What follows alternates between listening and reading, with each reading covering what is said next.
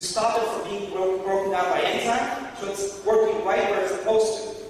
That's how these drugs work. And the acetylcholine actually carries messages between cells. The benefits, what they found is individuals perform better on tests of memory and thinking, may delay or slow worsening of symptoms for about 6 to 12 months. People with moderate to severe Alzheimer's may benefit slightly from taking memantine as well, as a second drug, usually.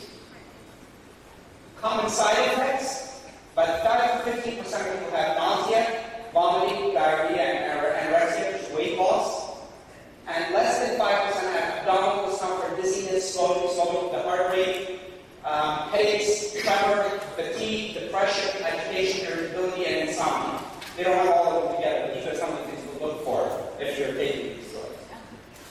NMDA receptor antagonists, the excess of glutamate, which is another neurotransmitter, overstimulates the NMDA receptors and allows calcium in the nerves, which leads to cell death. This drug stops that process.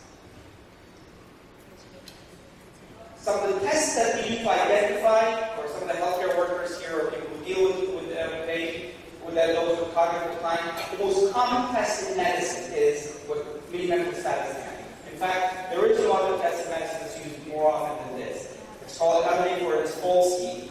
It's a standardized test that's been standardized across cultures, almost over 150 countries, gender, education levels, and every age group. So that means that when it's standardized means that when it purports to measure something, it truly is measuring that. So it's fairly accurate. That's what it's supposed to be doing.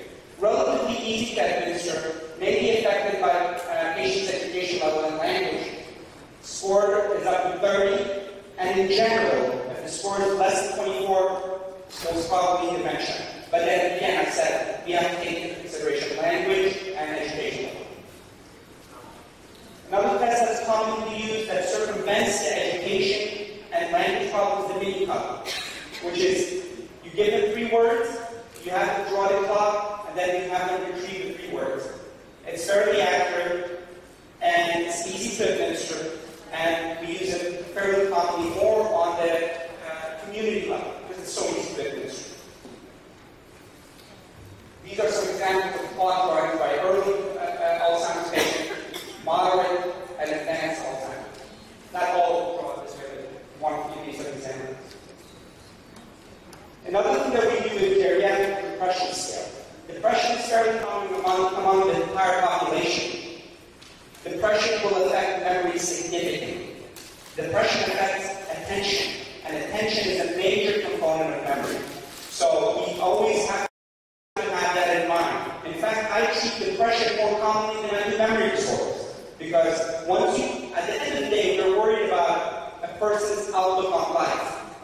And if that's affected, I think it's understated in the medical field, it's undertreated, and it's the area that needs to be addressed most often.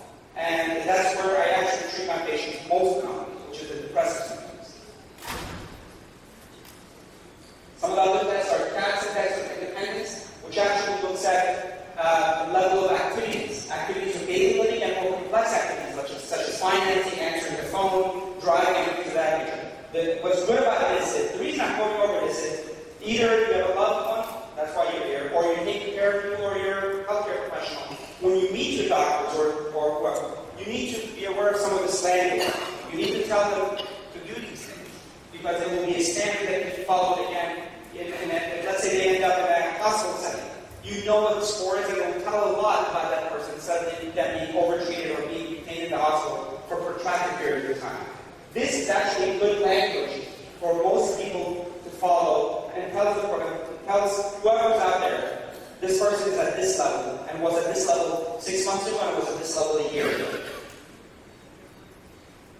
And other tests, such as CDLP positive, and other that neuropsychologists. And we have imaging modalities. Now, this is the revolution of medicine. This is the age of imaging. All of medicine is completely changing because of imaging. In fact, in the next 10 years, Whether it's pathology or neurology, we're all going to be completely dependent on imaging. It's amazing. We're able to look at microscopic level, microscopic cells with MRIs. That's the level of sophistication that we've got to. Some of the tools that we use is SPECT, structural MRI, functional MRI, PET scan, and PIT. And I'll talk about all of those. This is a structural MRI that actually looks at the volume of the median temporal lobe and compares it to thousands of other median temporal lobes that have already been standardized and normalized, telling you your risk of having Alzheimer's is this much, with a high level of specificity and accuracy. This is the fMRI, functional MRI. It actually looks at the person while they're thinking. So you put the person in the machine, you have them perform a memory task, and you look at the areas of the brain that deal with memory and compare it to normals. These tests have been normalized for thousands of people. You can tell that this person's ability to memorize is increased or decreased. Their ability, in this case, their ability to visualize, increased or decreased. This is a PET scan. Again, we saw this earlier. This looks at metabolism, glucose metabolism. This is a PIT. This is very interesting. Now, this has been what has given us the ability to look at people in their 40s to see if they have risk for Alzheimer's. Remember, we were talking about amyloid?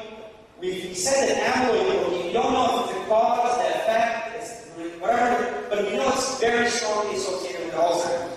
Well, now, PIT stands for Pittsburgh compound. So Pittsburgh University was able to create a compound that binds to amyloid, and you can look at it, and they've been able to see amyloid in people in their 40s and tell the risk of Alzheimer's. And other chemicals are also coming out of it. And then, one insight that just came out in the news, which is cerebrospinal fluid biomarkers.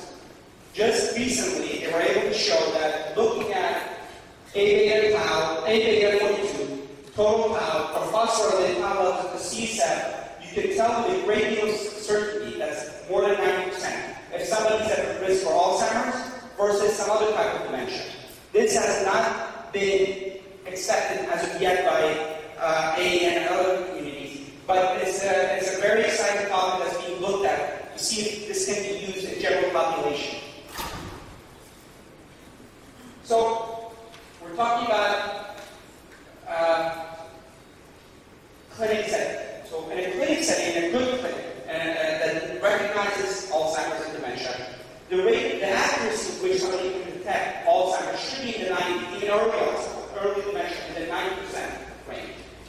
Why do you want to detect early?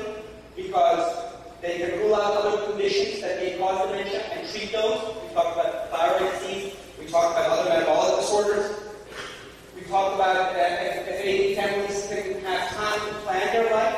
One of the most important things for me is not so much disease, because we have a disease, but whether I will have the time to plan my activities for the next 10 years. It's extremely important, as opposed to all of a sudden, at the end of this disease, somebody tells me I have Alzheimer's. So early diagnosis and early planning. And treatment can start earlier when they can be most effective. And it helps scientists learn more about the causes and development of AD. The earlier you detect, the more you can do to identify and do research.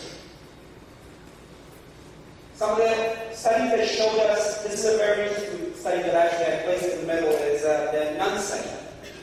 The NUN study showed that there were a group of nuns, I'm paraphrasing, I'm shortening the whole story. A group of nuns had, these nuns actually donated their body and their brain, all of them. And all their brains had pathological workup. And a group of them had severe Alzheimer's pathology, but right before that they were normal cognitively. So where's the disconnect? Why do they have pathology of Alzheimer's, yet they're normal? Well, they found out from their journals and all the detailed journals that those with higher vocabulary and more sophisticated language were protected. Again, I'm overstating these concepts, but for the sake of this conversation, that's sort of the concept of education or vocabulary and cognitive state prior to disease being protected came about. In fact, in most studies now, when we do studies, we control for education as a factor that might confound or confuse the issue. So we make sure that we know what educational level they were. We use education in college as a measure, but that's just because we can't do it other way. Because we know that people like Bill Gates that go went 1 year of college, his IQ is probably higher than mine. Yeah, so that's why you'll be using that, because there's no better way to measure education. So some of the things that we're doing are clinical trials. Clinical trials are extremely important for finding a cure for these diseases. More people are involved in clinical trials, the more likely we'll find a cure. Especially in the setting that we are now, where we can identify the disease earlier and we can follow it much more closely and better. That's why it's so important to be involved in clinical trials.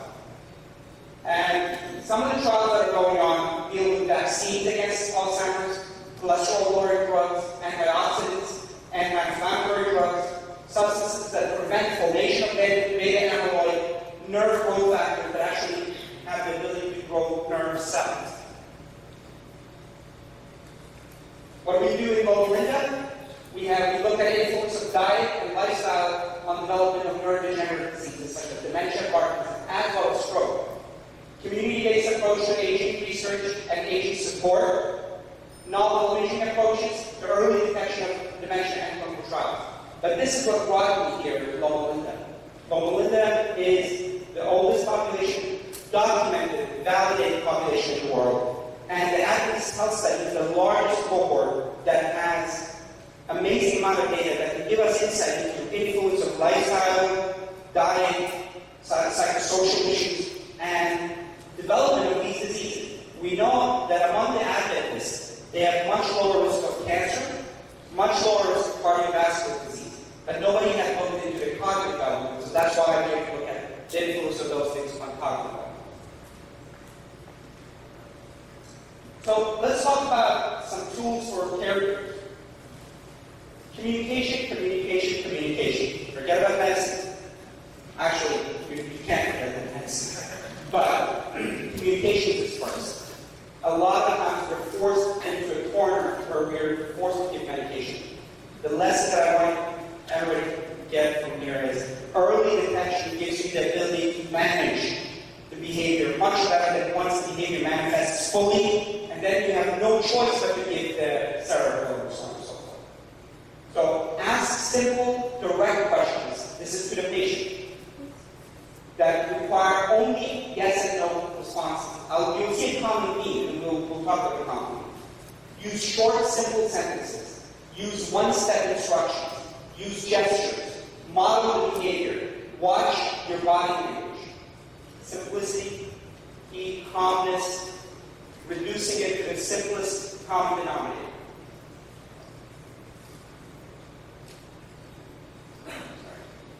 Limit the choices. Listen for meaningful words and ideas. Don't reprimand. That doesn't make sense at all. Assess for unmet needs. If there's something that they want and they can't communicate, that's the most frustrating. That's the most common thing that I see. Read nonverbal communication. Anticipate needs. If you've been with this person, you kind of now know what their needs are, and you can anticipate that. There is a human need to express emotion and have them heard by others. There's a reason behind all behaviors. Ignoring the emotion behind the behavior will make it worse. Everything is the emotional content. We cannot ignore the emotional content of the person, no matter what stage of the disease. Just because the communication for that emotional content is not there, it doesn't mean that the emotional content is not there. All behaviors have meaning. All behaviors at any stage of the disease have a meaning. Now, this doesn't mean that I'm going to put, you're under pressure to figure out all the little cues, but being aware of it helps. There's always a cause for behavior and a result of that behavior. And behaviors can be modified. Behaviors, almost all of